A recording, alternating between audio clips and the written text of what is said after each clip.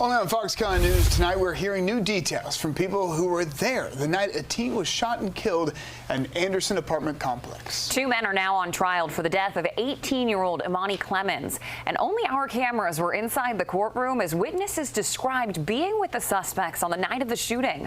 Fox Carolina's Brookley Cromer is bringing us the details from the Anderson County Courthouse.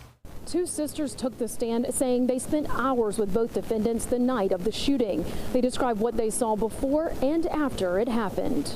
The shooting happened at Fairview Gardens Apartments back in 2022. Mikkel Ferguson and Nigel Barner are now on trial, both charged with murder. The sisters testified they rode around with the men that night. They said Ferguson and Barner had a large rifle and were passing it around. The state says the gun was taken during a robbery earlier that day.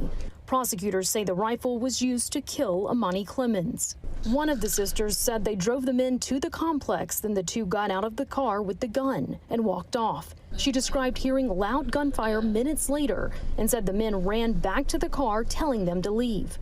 Her sister also told the state she drove Ferguson to a bridge later that night where she believes he dumped the rifle. We were driving, and then I pulled over.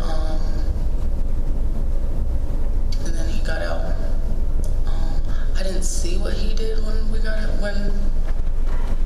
When he got out, like I didn't visibly see what he did, but I know he didn't have a gun anymore.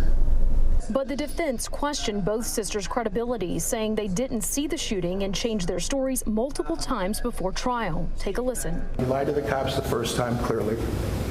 After Ferguson and the third-party individual got arrested, you go give another statement, second story, then the FBI, and then now we're here today, about 3 years later, right?